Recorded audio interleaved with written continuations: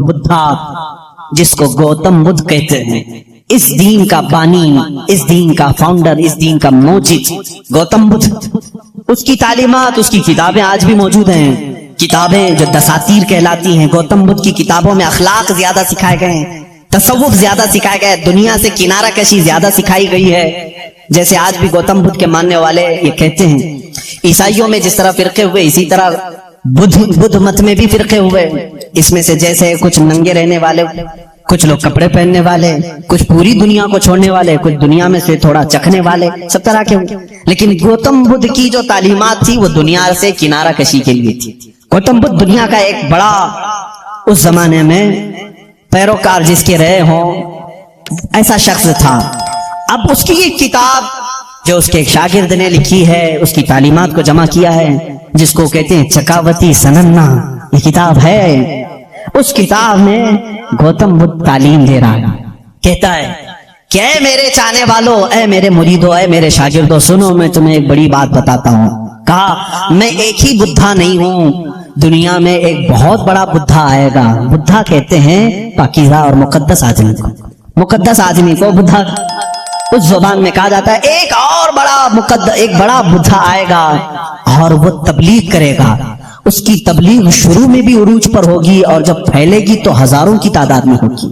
اس نے کہا جس طرح میرے شاگرد سینکڑوں میں ہیں، اس کے شاگرد لاکھوں میں ہوں گے۔ بدھا نے کہا گوتم بدھ عیسیٰ علیہ السلام سے بھی 700 سال پہلے کا ہے، 700 سال پہلے عیسیٰ علیہ السلام سے، میں تو عیسیٰ علیہ السلام کا ذکر کر چکا تھا۔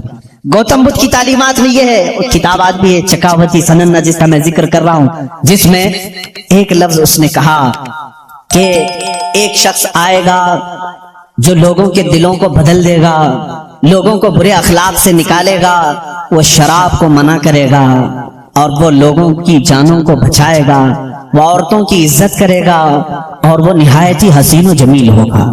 یہ سب الفاظ موجود ہیں۔ اس کے شاگردوں نے پوچھا اب وہ آئے گا تو ہم اس کو کیسے پہچانیں؟ اس نے بھی ایک لفظ کہا، اس نے کہا وہ مائتریہ ہوگا۔ یہ وہی الفاظ میں بیان کر رہا ہوں، تھوڑے خشک ہیں، اس کو سمجھ لیں آپ، اس لیے کہ میری تقریر وہ لوگ بھی سنیں گے تو وہ چیک کریں گے۔ مائتریہ ہوگا، گوتم بدھ کہتا ہے وہ آئے گا، وہ اس کو مائتریہ کہیں گے، مائتریہ کہیں گے۔ مائتریہ کا اب لفظ کا ترجمہ نکالنا پڑے گا کہ کیا ہے یہ، حقیقت میں اس کا معنی کیا ہے۔ مائتریہ کا جب عربی میں ٹرانسلیٹ کیا گیا تو اس کو کہا گیا رحمت للعالمین۔ اس نے کہا اس کو کہا جائے گا مائتریہ۔ مائتری کا مطلب ہوا سارے جہانوں کے لیے جو رحمت ہوگا۔ مجھے بتاؤ میرے عزیزوں، سارے جہانوں کے لیے رحمت میرے نبی کے علاوہ کون بن کر آیا؟ قرآن کہتا وما ارسلناک الا رحمت للعالمین، اے محبوب ہم نے آپ کو سارے جہانوں کے لیے رحمت بنا کر کے بھیجا ہے۔ گوتم بدھ نے پھر جو نشانیاں بتائی وہ حیرت کی۔ اس کا ایک خادم تھا انندا نام سے، اس خادم کو لے کر کے وہ ہمیشہ چلتا تھا اور اس کی وہ بڑی حفاظت کرتا تھا انندا۔ اور سری لنکا کی زمین پر یا کسی اور علاقے میں اس نے انندا نے پوچھا کہ تم جس مائتریہ کا ذکر کرتے ہو کہ بڑا بدھا آئے گا، اس کی کچھ نشانیاں بھی تو بتاؤ۔ تو اس نے کہا گوتم بدھ نے کہ مجھے جہاں تک معلوم ہوتا ہے جس طرح تو میرا انندا ہے، اسی طرح وہ مائتریہ کا بھی ایک خادم ہوگا جو اسے کندھوں پر بٹھا کر کے ایک غار تک لے جائے گا۔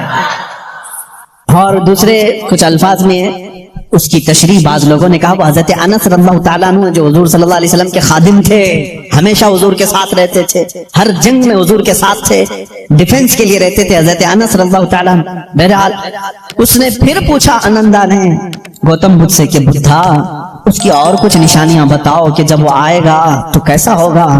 تو اس نے کہا کہ وہ پیدا ہوگا تو صبح ہو رہی ہوگی، وہ پیدا ہو رہا ہوگا صبح ہو رہی ہوگی، جس سہانی گھڑی چمکا طیبہ کا چاند۔ میرا نبی کس وقت دنیا میں آیا ہے؟ صبح صادق کے وقت ہے، جب صبح سورج ابھی طلوع نہیں ہوتا، جو نماز فجر کا وقت ہو رہا ہوتا ہے، اسی صبح صادق میں میرے آقا کی جلوہ گری ہوئی تھی۔ یہ ان کی کتابوں سے۔ میں پہلے اب یہاں پر ایک بات اس کو واضح کر دوں، اسپشٹ کر دوں اس چیز کو ان کی زبان میں، کہ ہمیں ہماری نبی کو پہچاننے کے لیے کسی دوسرے دین کی ضرورت نہیں۔ میں اپنے نبی کو رحمت للعالمین تسلیم کرتا ہوں، میرا قرآن کہہ رہا ہے بس مجھے کافی ہے۔ میں تو تم سے کہہ رہا ہوں ان لوگوں سے جس کو تم مقدس مانتے ہو، چلو ہم انہی کو اٹھا کر تمہیں بتائیں۔ ظاہر سی بات ہے، الفضل لما شہید به الاعداء، عربی میں کہا جاتا ہے فضیلت تو اس کی ہے جس کی دشمن بھی گواہی دیتے ہیں۔ اب بدھا یہ کہتا ہے، گوتم بدھ یہ کہتا ہے کہ وہ بدھا آئے گا تو وقت صبح کا ہو رہا ہوگا۔ پھر کہا اس نے کہ اس کی ایک اور علامت میں تمہیں بتاؤں کہ اس کو بہت بڑی بصیرت ملے گی، بہت بڑی بصیرت، نالج اس کے پاس بہت بڑا آئے گا، اتنا بڑا آئے گا کہ وہ اس نالج سے پوری دنیا کو دیکھے گا، اتنا نالج اس کے پاس۔ میں اس کو بصیرت کو نالج کہہ رہا ہوں، اتنی فہم، اتنی ادراک اس کو ملے گی۔ یہ گوتم بدھ کہہ رہا ہے اپنے خادم سے، آنندا سے، کہ اتنی نالج اس کو ملے گی کہ اس سے وہ پوری دنیا کو دیکھے گا اور اسی سے وہ پوری دنیا کے نظام کو چلانے کی بات کرے گا۔ لیکن اس کی علامت یہ ہوگی کہ وہ جو نالج، وہ جو بصیرت اس کو ملے گی اس بدھا کو، وہ رات کے وقت ملے گی۔ وہ کب ملے گی؟ رات کے وقت ملے گی۔ میں یہ کہتا ہوں جس بصیرت کا وہ ذکر کر رہا تھا میرے مصطفیٰ کے لیے، وہ قرآن پاک ہے، اور وہ نازل ہوا ہے، قرآن خود کہتا ہے انا انزلناہ فی لیلۃ القدر، ہم نے قرآن کو نازل کیا ہے۔ کب نازل کیا ہے؟ لیلۃ القدر میں، رات کے وقت نازل کیا ہے۔ گوتم بدھ کہہ رہا ہے اسے ایک بصیرت ملے گی، بہت بڑی نالج ملے گی، اور وہ رات کے وقت ملے گی، اور وہ رات بہت چمکدار ہوگی۔ وہی تو ہمارا قرآن کہہ رہا ہے لیلۃ القدر خیر من الف شہر، اس رات کو تم کیا جانو، وہ ایک رات 1000 مہینوں سے بہتر ہے۔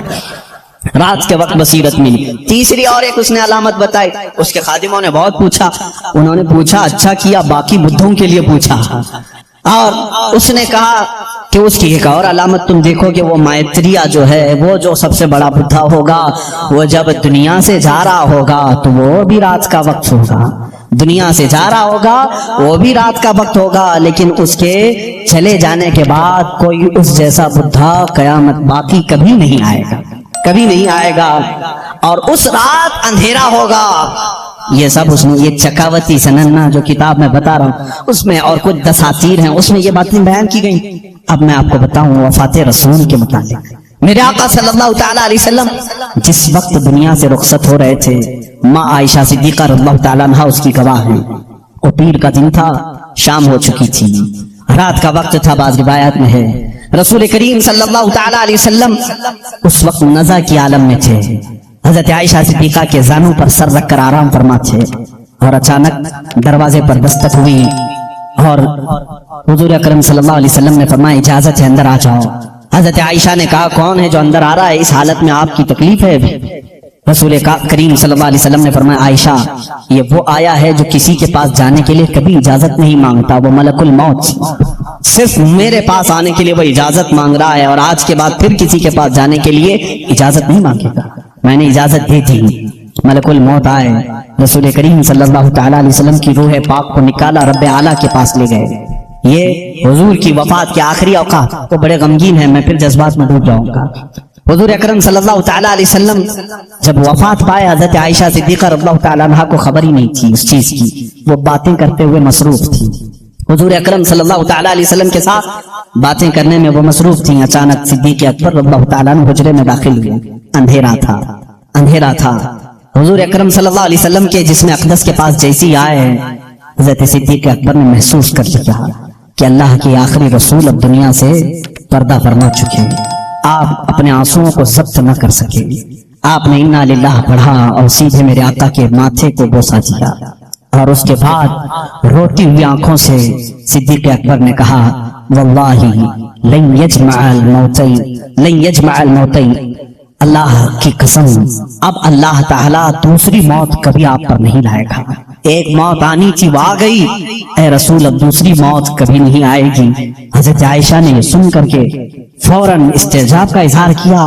وہ کہتی ہیں اس وقت تک انہیں احساس نہیں ہوتا کہ یہ آقا رسول کریم صلی اللہ تعالیٰ علیہ وسلم دنیا سے پردہ کر چکے ہیں۔ حضرت عائشہ کو انہوں نے اٹھایا، میرے آقا صلی اللہ تعالیٰ علیہ وسلم کے جسم ناز کو جب انہوں نے سلایا، جانتے ہوئے وہ رات تھی، یہ وہ رات تھی۔ حضرت عائشہ کہتی ہے میرے حجرے میں حضور کا یہ آخری دن تھا، لیکن سوئے اتفاق کہ اس رات میرے گھر میں چراغ جلانے کے لیے تیل بھی نہیں تھا، چراغ جلانے کے لیے تیل بھی نہیں تھا۔ یہ روایت مشہور ہے، جس رات رسول کریم صلی اللہ علیہ وسلم کی وفات ہوئی وہ اندھیری رات تھی، اور اندھیرا کیوں نہ ہو جب سورج غروب ہو جائے، जब आफताब गुरूब हो जाए तो अंधेरा कैसे ना हो।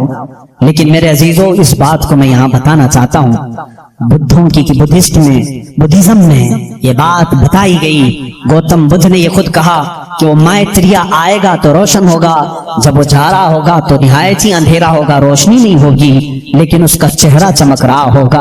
अजीजा ने गिरामी, मुझे बताओ जितनी अलामतें उसने बताई हैं ये मेरे नबी के अलावा किसकी जात में पाई जाती हैं? और भी दीगर मज़ाहिब हैं दुनिया के, वक्त निकल गया। जरदश्ती मजहब जो मजूसी हैं, इनकी भी किताब है ज़ंदावस्ता नाम से।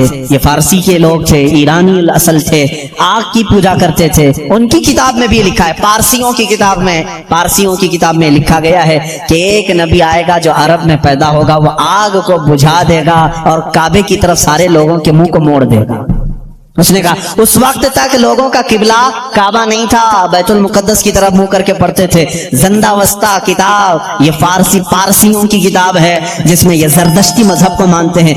वो उसमें बशारत दी गई है, एक नबी आएगा, अरब में पैदा होगा, आग को बुझा देगा और सारे लोगों का मुंह काबे की तरफ फेर देगा। मुझे बताओ, काबे की तरफ किसी और नबी ने नहीं फेरा, बल्कि मुस्तफा करीम सल्लल्लाहु तआला अलैहि वसल्लम जब मदीने तैयबा तशरीफ लाए, उस वक्त भी लोगों का किबला बैतुल मुकद्दस था, बैतुल मुकद्दस किबला था। हुजूर सल्लल्लाहु अलैहि वसल्लम 17 महीने तक बैतुल मुकद्दस की तरफ मुंह करके नमाज पढ़ाते रहे। मदीना तैयबा में एक इलाका है आज भी, वहां जहां आज मस्जिद किबलतैन बनी हुई है, वहां मेरे आका सल्लल्लाहु अलैहि वसल्लम ज़ोहर की नमाज पढ़ा रहे थे। 2 रकात हो चुकी थी। बैतुल मुकद्दस इस तरफ है, खाने काबा इस तरफ है, दोनों अपोजिट साइड में है।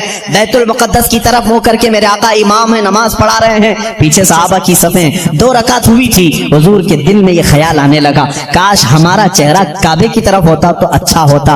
बैतुल मुकद्दस भी अफजल है, लेकिन काबा वो है जहां मेरे आका की विलादत हुई है। मेरे आका का आबाई वतन हुजूर काबे से निहायत मोहब्बत करते थे। अगर हमारा किबला, हमारे चेहरे का रुख उस तरफ होता तो ज्यादा अच्छा होता। ये दिल में ख्याल करके मेरे आका आसमान की तरफ यूं देख रहे थे, कब? नमाज की हालत में। 2 रकात हो चुकी है, दूसरे पारे का पहला सफा है। रब ताला ने उसी वक्त जिब्राइल को आयत देकर भेजा, फलनुवल्लियन्नका क़िबलतन तर्दाहा। आयत कहती है, कद नरा तक़ल्लुब वजहिका फिस समा, ऐ महबूब हम आपका आसमान की तरफ चेहरा उठाना देख रहे हैं, हम अनकरीब आपके चेहरे को उसी तरफ फेरेंगे जहां आपकी खुशी है। इतनी आयत ही नहीं आई, इतनी आयत नहीं आई, उसके फौरन बाद दूसरी उसी आयत में जिब्राइल अमीन ये आयत लेकर के आए, फवल्ली वजहका शतरल मस्जिदिल हराम। ऐ नबी देर किस बात की, असर में नहीं, अभी आप अपना चेहरा काबे की तरफ फरमाएं। खाने काबा की तरफ सारे लोगों का किबला बदल गया। देखो उस रसूल की 2 रकात बैतुल मुकद्दस की तरफ हुई, आप फिर गए, सहाबा फिर पीछे हुजूर के आ गए। बल्कि एक रिवायत में हुजूर सल्लल्लाहु अलैहि वसल्लम चल करके आगे आए, आप इमाम थे और सहाबा फिर सफें। इसी तरह से जो वो नमाज न टूटी न छूटी न फूटी, हालांकि उस नमाज में रद्दो बदल हुआ।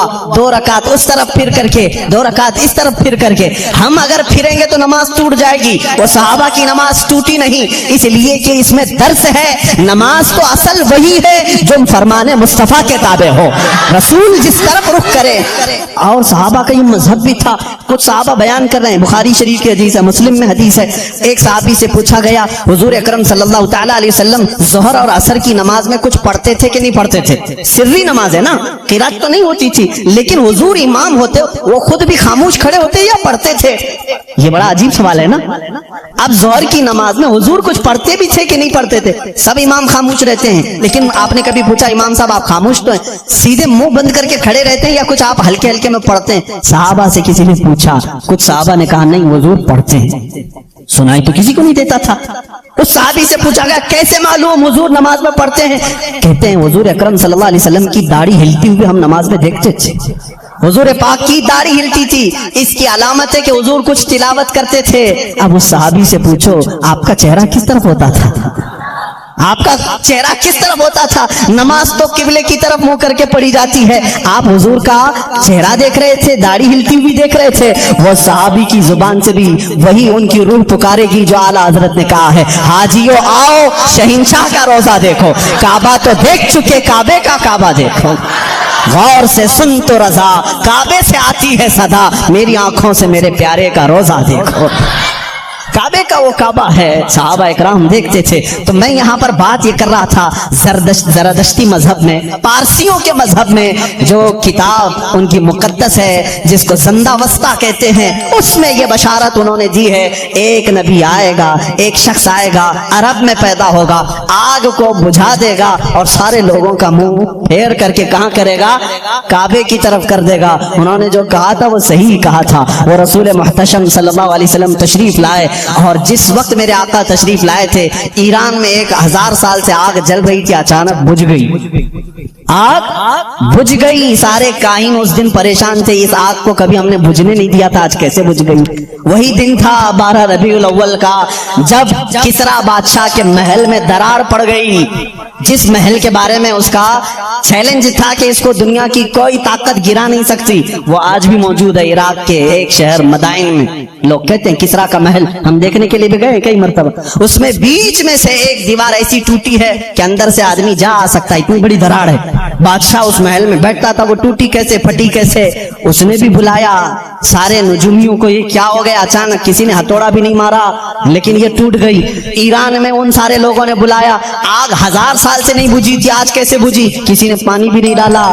دونوں جگہ جو نجومی جمع ہوئے تھے سبوں نے ایک ہی جواب دیا. ایرانیوں کو, پارسیوں کو یہ کہا آگ کوئی پانی ڈال کر کے نہیں بجھایا, کوئی تو ایسا پیدا ہوا ہے جو اب آگ کے لیے خطرہ ہوگا, آگ اس کے لیے ٹھنڈی ہو جائے گی, اور وہ آگ کے پجاریوں کے لیے ایک بڑا مسیحا بن کر کے, ان کے لیے دین کا ایک مبلغ بن کر کے آئے گا, ان کو آگ کی عبادت سے نکالے گا اور وہ کسی خدا کی عبادت کے لیے لے جائے گا. اس دن نجومیوں نے انہیں کہا. اور ادھر عراق میں کسرا نے جب بلا کر کے میٹنگ لی, کیوں دیوار کٹی, کیوں دیوار ٹوٹی, اس سے بھی انہوں نے کہا ہتھوڑا تو کسی نے نہیں مارا, لیکن ایسا لگتا ہے کہ دنیا میں کوئی ایک بچہ ایسا آیا ہے جو پورے لوگوں کے دلوں کو تبدیل کرنے والا ہے. ہم نے پڑھا ہے کہ اس کے آتے ہی عجیب و غریب باتیں ہوں گی. میرے عزیزوں, پارسیوں کی کتابوں میں واقعات موجود ہیں. اسی لیے اعلیٰ حضرت نے فرمایا جس دن وہ رسول پیدا ہوئے تھے ایران کی آگ بجھ گئی, کسرا کے بادشاہ کا محل تڑک گیا, دیوار میں شگاف آ گیا, چر گئی. تو اے میرے لوگوں, اے میرے سنی بھولے بھالے مسلمانوں, تم اس دن کو ہلکا کیوں سمجھتے ہو؟ حشر تک ڈالیں گے ہم پیدائش مولا کی دھوم, حشر تک ڈالیں گے ہم پیدائش مولا. میں قرآن اترا, وہ مہینہ سب سے افضل ہے, تو جس دل پر اترا اس رسول کا دل کتنا افضل ہے. رسول پاک صلی اللہ تعالی علیہ وسلم کے قلب اطہر پر یہ قرآن اتارا گیا, اور جس جگہ پر اتارا گیا ہے وہ مکہ مکرمہ پوری دنیا کے شہروں میں سب سے افضل شہر ہے. جہاں اترا, جس پر اترا, جس دن اترا, وہ سب چیزیں افضل ہیں. بلکہ پہاڑوں میں بھی افضل جو ہے جبل نور کو کہا گیا ہے جس پر قرآن اتارا گیا. غار ہرا جہاں قرآن کی پہلی آیتیں اتری وہ بھی افضل ہے. اب آپ دیکھیں قرآن سے جو قریب ہے وہ سب افضل ہے. قرآن جہاں جہاں آیا وہ افضل, کیونکہ کلام الہی ہے. اب اس وجہ سے اب میں فضیلت بتاتا چلا جاؤں تو قرآن جہاں پڑھا گیا وہ جگہ بھی افضل ہوتی ہے. بحمدہ تعالیٰ آج جس جگہ آپ بیٹھے قرآن پڑھا جا رہا ہے, قرآن سنا جا رہا ہے. تو قرآن جہاں نہیں ہوتا اس کے متعلق اللہ کے نبی صلی اللہ علیہ وسلم فرماتے ہیں جس گھر میں قرآن نہیں پڑھا جاتا وہ گھر قبرستان ہوتا ہے, مردے رہتے ہیں وہاں پر, وہ مردوں کی جگہ ہے. قرآن زندگی کی علامت ہے, لیکن افسوس یہ ہے کہ ہمارے ہاں سنیوں میں قرآن مرنے کے بعد ہی پڑھتے ہیں. لوگ میت کو سامنے رکھ کر کے سارے لوگ قرآن کھول کے بیٹھے رہتے ہیں.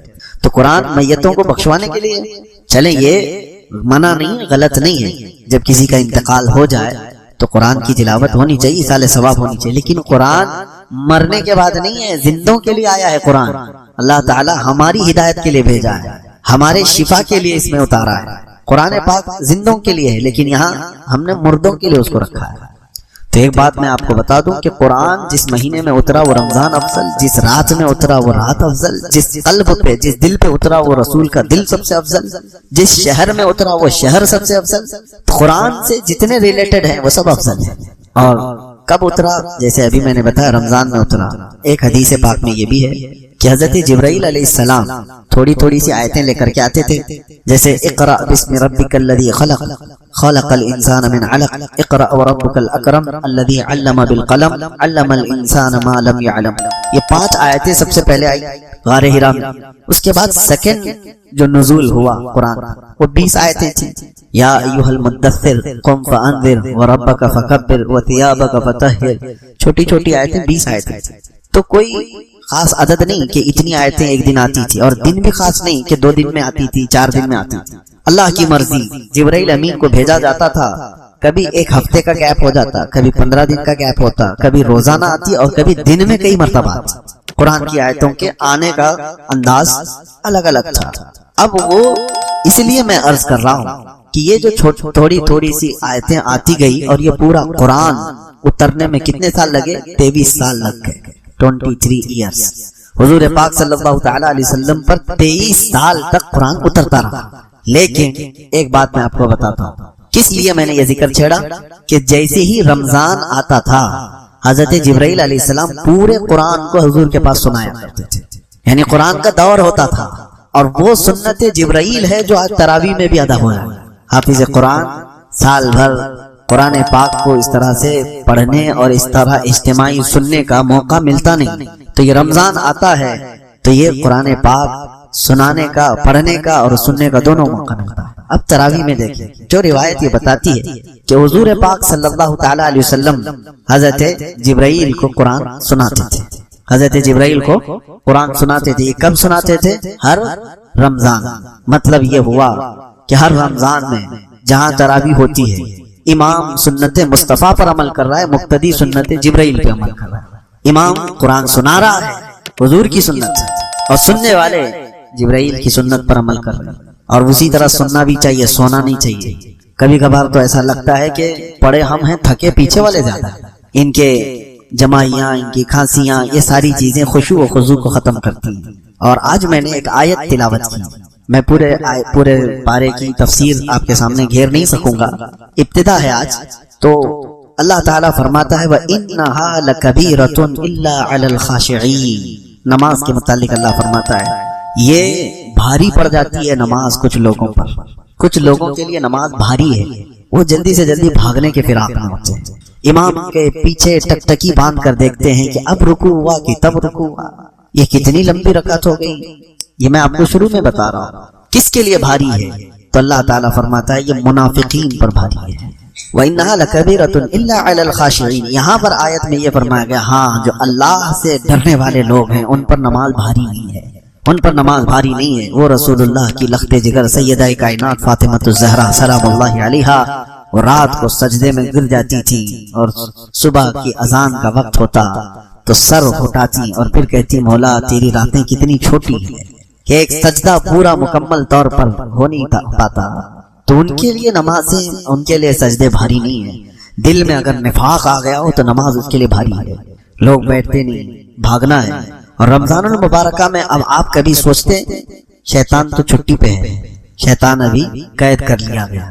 حدیث پاک میں حضور صلی اللہ تعالی علیہ وسلم فرماتے ہیں سرکش جنات اور شیطان مردود کو پورے رمضان میں قید کر لیا جاتا ہے، اللہ تبارک و تعالیٰ قید کر لیتا ہے مومنین کی راحت کے لیے، لیکن پھر بھی شیطان کے ایجنٹ بہت گھومتے رہتے ہیں، شیطانی کام بھی ہو رہے ہوتے ہیں، ساری چیزیں چل رہی ہیں۔ یہ کیسے؟ اس کو یوں بتایا گیا ہے کہ شیطان نے اپنے 11 مہینے جو اس پر عمل کیا، جتنا اثر ڈالا تھا، وہ پوری طور پر اس نے اس سے اپنے آپ کو آزاد نہیں کیا، اس کا کچھ اثر اب بھی باقی رہ گیا ہے۔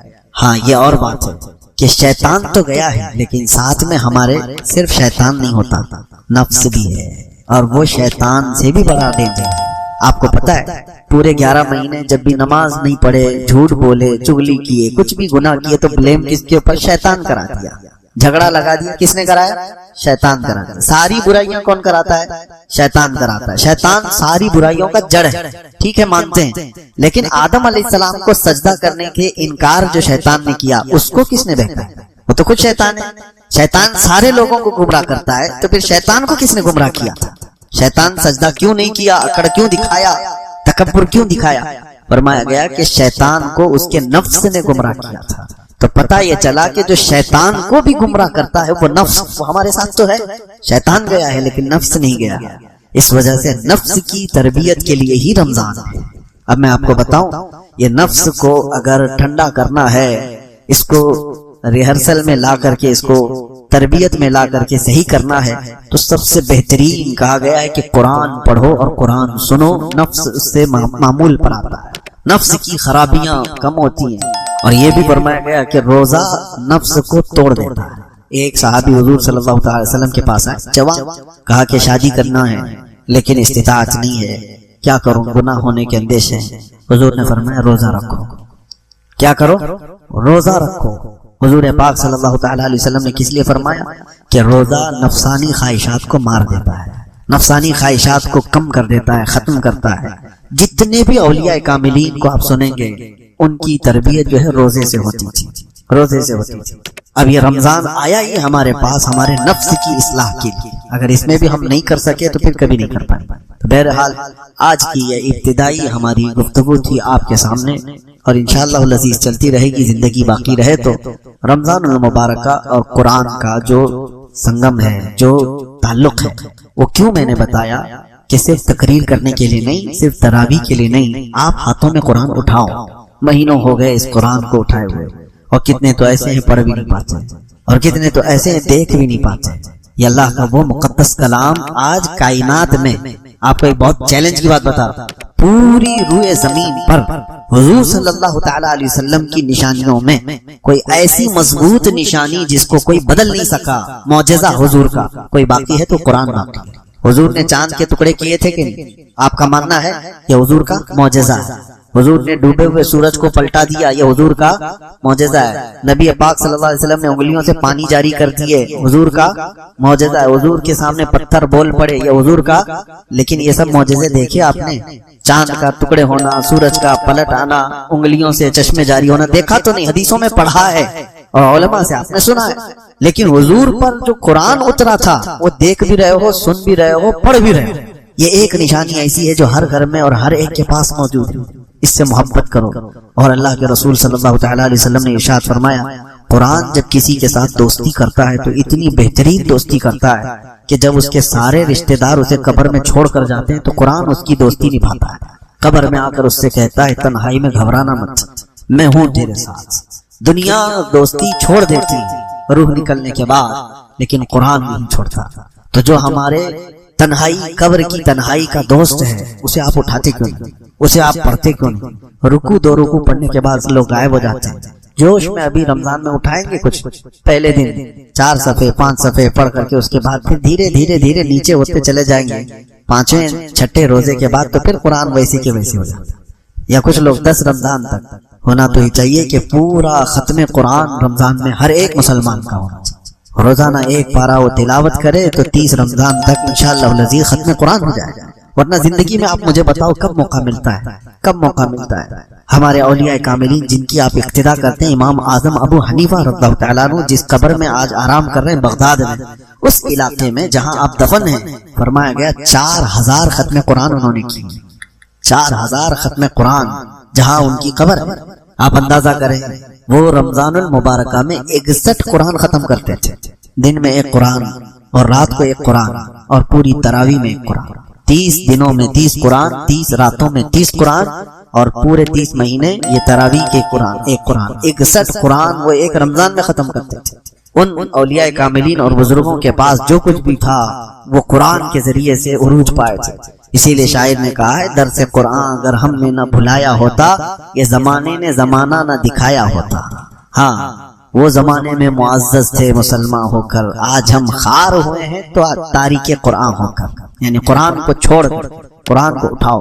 اب سمجھنے والے, تفسیر پڑھنے والے بہت کم رہ گئے, ترجمہ جاننے والے کم رہ گئے, پھر تلاوت کرنے والے کتنے کم ہو گئے. میرے عزیزوں, وہ تفسیر اور ترجمے والے تو بہت دور چلے گئے. کم از کم قرآن اٹھانے والے تو آ جائیں ہمارے پاس.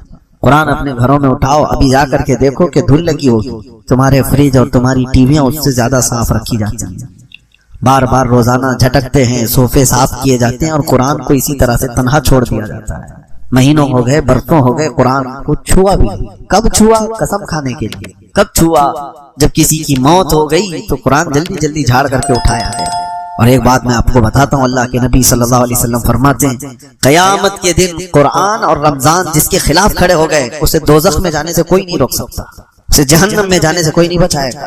اور اللہ کے نبی صلی اللہ علیہ وسلم جب دعا کرتے تھے تو ہاتھ حضور صلی اللہ تعالی علیہ وسلم کے ہلتے تھے جب یہ دعا کرتے تھے اللہم اجعل القرآن حجتا لنا لا حجتا علینا، اے اللہ قرآن کو ہمارے لیے سفارشی بنا، قیامت کے دن ہمارے خلاف مقدمہ کرنے والا مت بنا۔